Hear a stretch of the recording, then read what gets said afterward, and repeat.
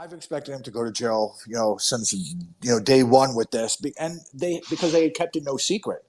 It's just that most people are so Uberized. They think that the government and all these Maxine Waters type of people are going to say something, and if it doesn't happen immediately, then it's been forgotten about. They don't realize how long wheels take to move in a big system. And so when they were saying this in 2017, I expected Trump to win in 2016. I wrote about it at the time, actually, although I had to put it in private because, whatever. So I wrote about it in 2000. Nancy, is my food ready? Yeah. Okay, so I wrote about it in 2015, 16. I expected Trump to win. He won. I remember telling people, and immediately after, Trump won, I was hanging out with people, and I said, Trump's not going to win re-election. Never going to let him win re-election. So now there's zero chance that Trump or anybody else can win. The Democrats are going to win. Now the issue is what is the vehicle going to be for dissent? People right now, whether somebody likes DeSantis or not, I'll look at it as a different issue. He has certainly been neutered and had to conform to DC etiquette, right? It was very obvious in the last debate, in yesterday's debate, that he has been his entire kind of being has just become so natural and modified that it is what it is, right? We all saw it. Whether somebody likes him or not, that's still kind of indisputable. What type of the conformity and the adaptation that he's gone through. So I never think that. So there's no chance a Republican can win. So now the issue is, who can people who want to express dissent, who can they rally around? What political figure out there gives them the opportunity to convene people, to convene dissenters with authority? So to be able to take dissenters, which really right now exist only in the online world, and to be able to take those dissenters and have them cross the transom into the real world, right? So people were knocking Ali Alexander at the time, and trying to make some type of associations and to Nick Fuentes and all these other type of stuff. And I obviously dislike Nick Fuentes, although I don't know. I would definitely dislike him if I didn't know him. I would never know something like that. Nevertheless, point being is that he was able to take all of the online energy and to transform it into something real world. While as the Daily Wire model, right, is to take all that angst and all that online energy and just convert it to merchandise purchase, right? If somebody doesn't realize now that Daily Wire, the whole scheme of the Daily Wires and the Tim Pools and all these type of people, they're too far gone. They're not going to be able. They just will not have the emotional resilience, and they're really far gone. And that's not to say that I object to the commerce of Tim Pool. He's a very smart guy, and he has to build a sustainable business, as does Daily Wire. But their entire business model is to create a lot of angst and tension, conflict in a person, tension. However, not let that tension be creative. It's not a creative, positive tension that can be resolved, right? Instead, what they do, and you resolve that through political mobilization, which is what the Democrats do really good. Instead, what they do is they take all that angst. Nancy, I promise you I'm making my food. They take all that angst and all that energy and all that kind of desperation, and they can convert it into a click. Because in that click, whether buying a super chat or buying even a subscription, that recurring subscription to idiotic Daily Wire, idiotic drug addict Jordan Peterson, even so, that subscription that they see when it comes through in the mail or it comes through and they get their email, you paid for another month, whatever it is, that is the same cathartic feeling. That same type of chemical reaction happens in the brain as is voting. So for them, that Daily Wire subscription, they're voting once a month. How can you not see I'm voting once a month? This is what I'm doing. It's the exact same action, except obviously it demobilizes people. While what the Democrats do is they're not as focused on merch as everybody can see, right? And they take all that angst and they convert it to real world mobilization. So Ali Alexander was stopped a steal. was able to do something remarkable, and yet none of the conservatives, particularly the people who are with some of the people who are with DeSantis now, I like a lot of the DeSantis supporters and surrogates, so I'm really not trying to make allegations. Well, maybe I am. Nevertheless, I'm speaking of only one or two people, but we're really very persistent on trying to knock down Ali Alexander. Some people had a very legitimate reason to. I know that a person who's a friend of mine, he's a lawyer, had a very legitimate disagreement with Ali Alexander. So I completely respect that. So I'm certainly not trying to imply him within that. Nevertheless, they destroyed Stop the Steal. They didn't need the Democrats to destroy it. They destroyed it. The Republicans destroyed it. As Amanda Amelia said in that Periscope we did, a 4-hour Periscope, she said what happened is that the Republicans did not give their base the avenue to express their disappointment, their resentment, their grief, their mourning. And instead of them taking an active role in coordinating it and kind of setting up kiosks and having different like lecturers and all that, they didn't. So the issue with Trump is he's not going to win under any circumstances. There's zero chance he's going to win. I'm certain he's going to be in jail, so it doesn't even make a difference. Nevertheless, and I'm sure they're going to find out, they're going to conceive of some way that he's not even going to be on the ballot, because there's been so many election laws changed and so much now goes to the civil courts, or is now going to be handled through a different type of process than it has been historically with all the election law reforms that have happened. So now people are not going to have any opportunity to express their own dissent. Middle class, taxes, Ukraine, whatever it is, people are not going to have that vehicle to express dissent. And that's going to be a very dangerous thing. So can DeSantis, who's obviously engineered at this point to lose, I think we all can see that, if he, as he advances in his candidacy, if he does, he's certainly not going to be that vehicle. We saw that in the election, in the debate yesterday, that Fox is a shithole. Nobody should be watching Fox. Obviously, that was clear that they humiliated every single person up there. They were very antagonistic to their viewers. Nancy, I'm making my food. It's on the thing right now. As soon as that's over, so people have no way to express their dissent. So I think a lot of the appeal that people have found with Vivek and with RFK Jr. is not necessarily that they're going to win. If they think they're going to win, and they're going to be very disappointed, but it is an opportunity for at least them to express some element of dissent and have some vehicle that they feel can act as their surrogate, as their proxy, as almost their avatar.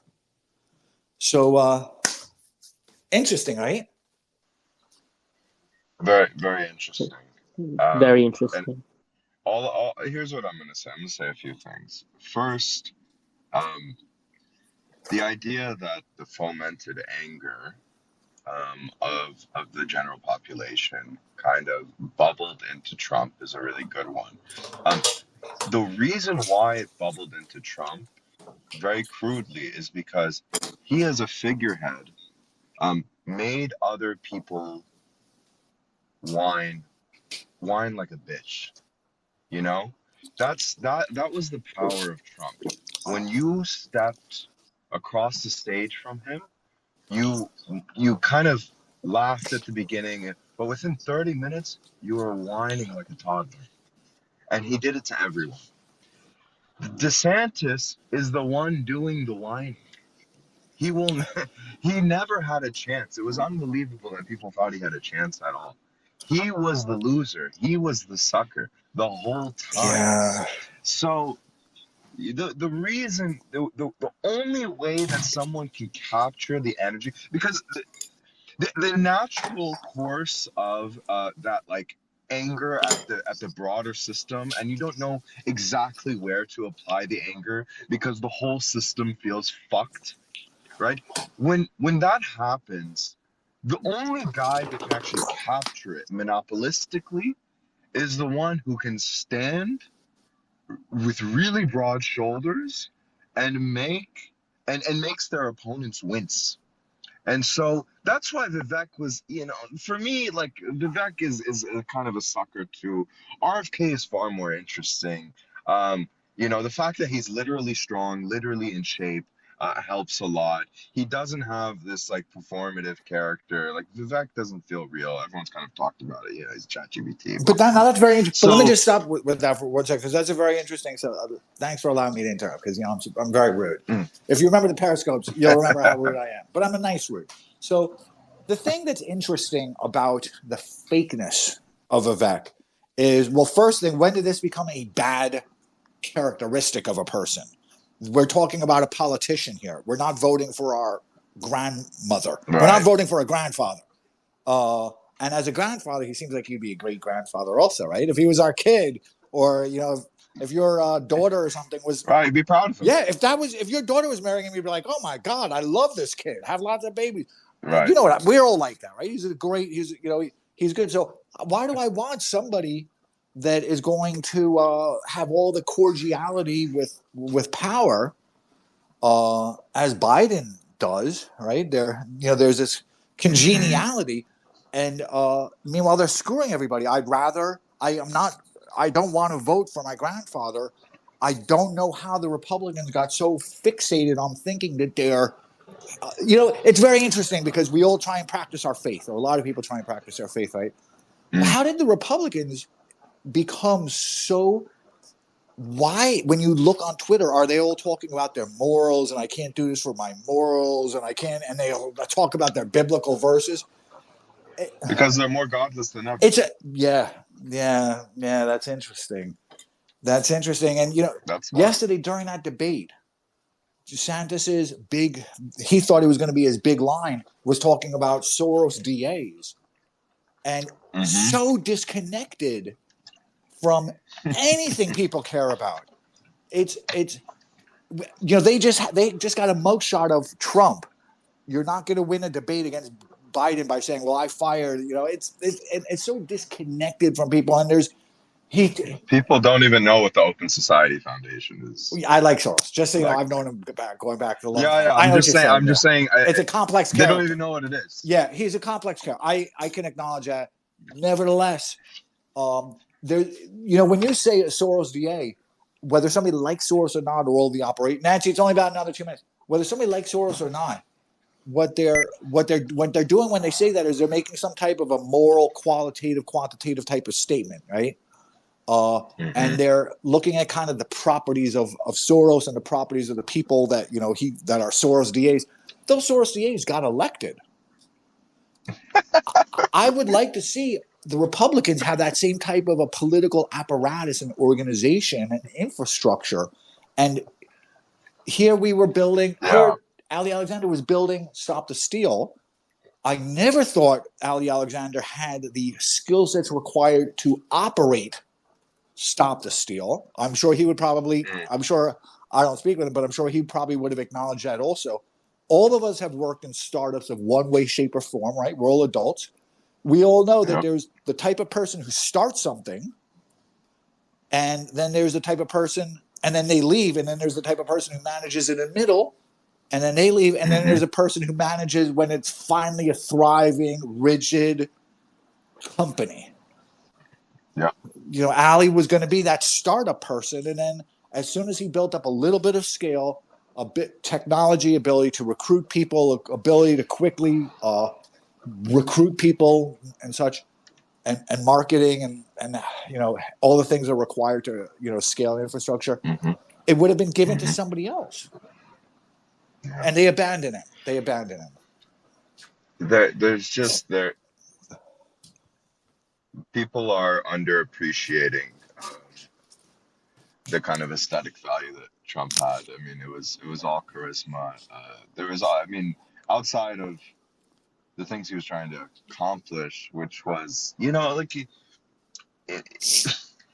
it almost didn't matter, It didn't matter what Trump said half the time. Well, so It was the fact that he talked the way he talked, and he stood the way he okay, so stood, and he made in, the right people. in 2015, in 2015, there's a YouTube. It's very interesting, and there's a few YouTubes, and one of them was with whoever that guy from Breber, Steve Bannon. Okay, and Yep. Steve Yep. Bannon did a big lecture conversation with somebody. I think the name of the other person was Stephen Cadell. Was Cadell, Pat Cadell? If that rings a bell with anybody, Uh-huh. who was like a big pollster, and I remember encountering him. Was this the PBS? It's not PBS, the Frontline No, stuff. it was not. But it was Pat Cadell was talking, and Pat Cadell was an old Democratic pollster, and I encountered him once or twice. Nevertheless, he was in 2013, 2014, 2015. He was talking about all of the resentment that was building up within America about not having criminal prosecutions of bankers, of the Clintons, of very explicit crimes. So when I saw Trump, I saw an expression of a wage earner revolt. And so now that wage earner revolt is not going to be able to express itself, which we know, all of us, again, we're all adults. We know what happens when, kids don't have a productive way to let off steam. That is, right? I mean, have you read this Hoffa GPT piece talking about how the basically the next labor organization is going to be kind of a GPT because there's no like central man risk when the union is led by autonomous bots. So, I mean, I think it kind of plays that on top of the rising interest, on top of the lack of an outlet for this dissent, like all these things together, it's going to be real labor strife, I think, for the coming decade. Now, did you watch the debate yesterday? I watched bits and pieces. Okay, so for those people who watched the debate, I watched it. I actually did a Spaces during it. I watched it with you. Okay, so when you were watching it, didn't you feel like Fox was completely decoupled from what the viewer wanted to hear about? Like there was just such a big distortion between the reason somebody wanted to watch it and then what we were given. We were given UFOs. It was just. Did you feel that in any way Fox was giving the opportunity for you to engage your own identity in the issues that were being discussed? It was creating an identity of the GOP that was repulsive. Yeah, it's interesting. I'm gonna write that down afterwards. That's a very interesting. Yeah, you're right. It was. What you said is very, very true. My wife is still fuming. Nancy, are you still fuming about the Nikki Haley part?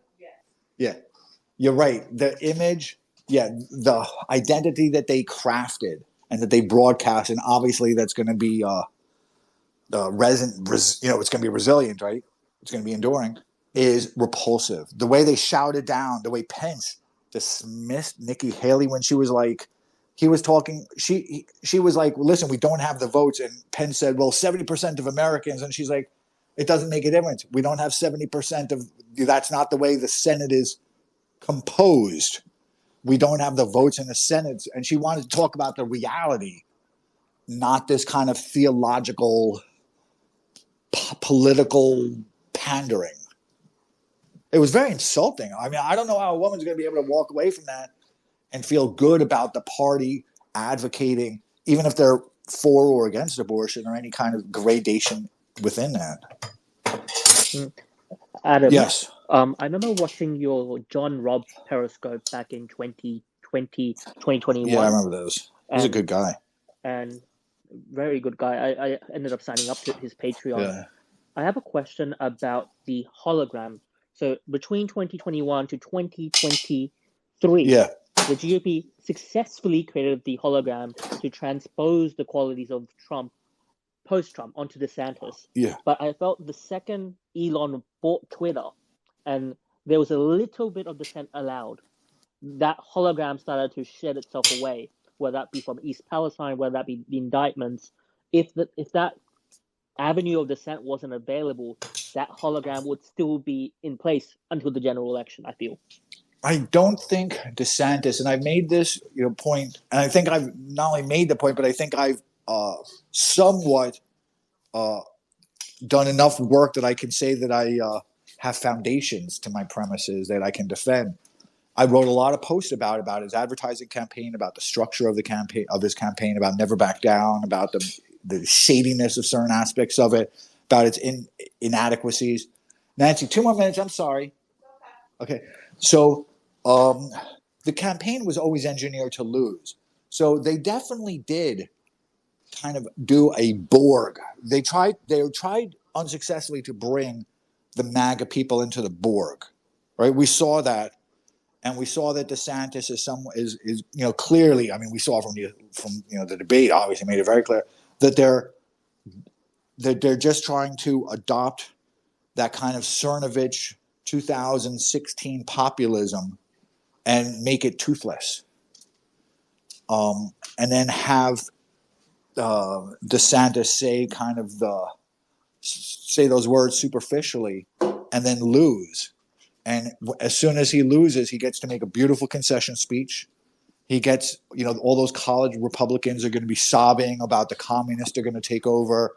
DeSantis gets to say within his concession speech, I just spoke with Biden.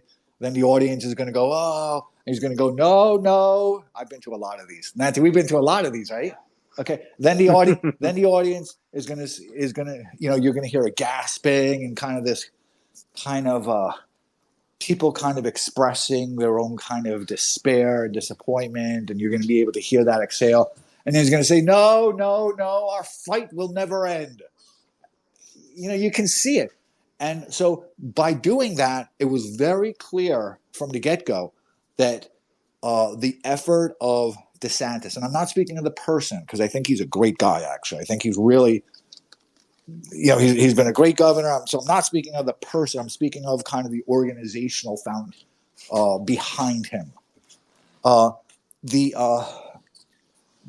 It was always to have him lose in an absolute landslide. So they deliberately planted out. A lot of us, I hate to say a lot of us because I don't know, but we're very used to debating. We're very used to kind of legalistics or whatever it is. But certainly we all know the concept of setting traps for our opponents, and you just wait for them to step in it, right? So he created a lot of traps that he was going to step in himself. So, for example, the anti-gay one, it's not like that's going to be forgotten. That's going to come back. The anti-gay one was ridiculous. Using a staff that's anti-Semitic and all the things that have been exposed about kind of neo-Nazism imagery that they took an image and then imposed a sonorad upon DeSantis' face within his own campaign and distributed it. All of this was going to come out. Shoot him dead. Stone cold dead. To any normal person is insane. It is an insane statement. It is completely insane. It's just not the way things happen. We live in a society. Things have to function, and it doesn't resolve any of the legalistic issues. He's allowing Biden and the Democrats to do then is to project onto the screen for their voters this image of DeSantis to which they can project their own worst nightmares. He's going to be a tyranny. He's going to kill people. He's going to be anti-gay. And they will then rally around taking down that tyrant.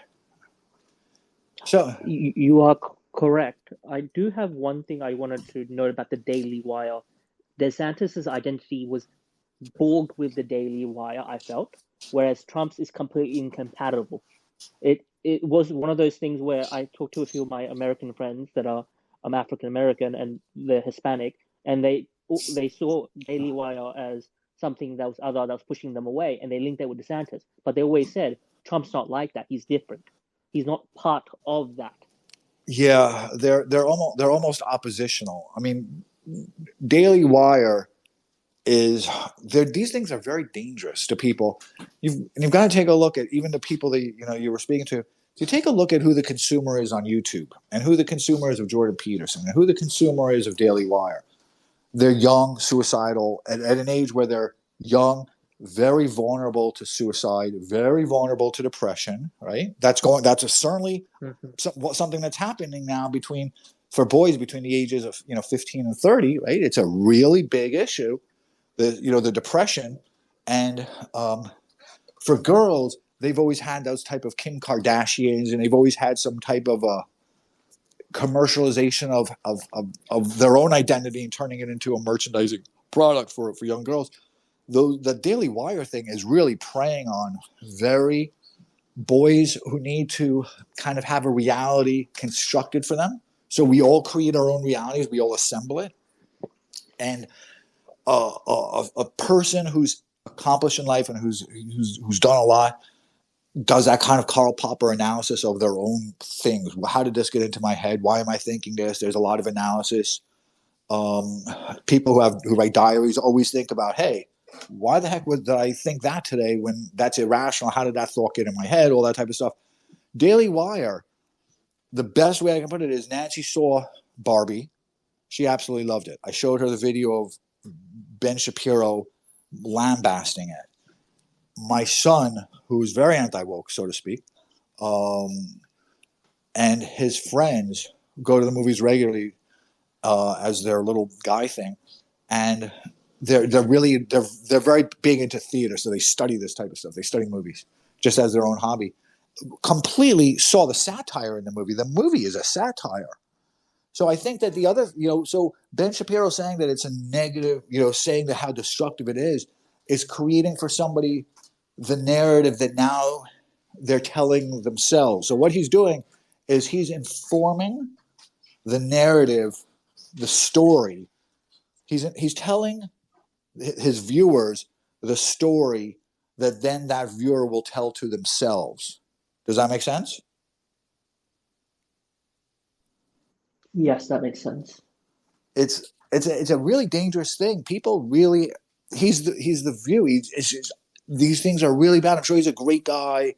Matt Walsh with this idiot book that's so stupid, but it creates a lot of despair in people. So the way the view is, what is the view? The view is reality TV, and what it does is it teaches middle class etiquette, right? Because I don't have to conform to middle class etiquette. I can go wherever I want, and I can look and act however I want. The people that I'm with, my peers, are going to be the same way and whatever. And then people who aren't my peers will have to tolerate whatever they don't like about it because I'm, perhaps have a higher social class than them or whatever. Nevertheless, what they do is they inform middle class, a middle class etiquette, how you should think about things. They role play. So what you're seeing in all their encounters is actually a lot of role play going on. And really, at the end of the day, the end consumer of that is your own mind and how you tell reality to your own mind and the way your own mind is going to shape they said this about Trump. She was sitting like this. She was, she carries herself like this. She has this type of a look. That's going to become synthesized into their own identity and into the way they see themselves, the way they perceive themselves, and the way they want other people to perceive them. So they want to be seen.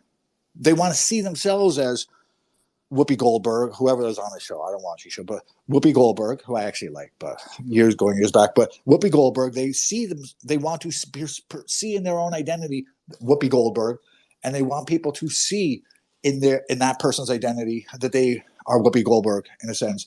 So Ben Shapiro does the exact same thing.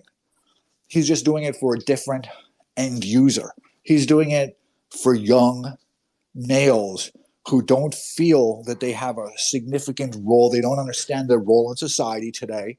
They feel very disoriented and discombobulated. They don't see kind of a life path. So they're using Jordan Peterson to help them kind of navigate it. And that makes them very vulnerable.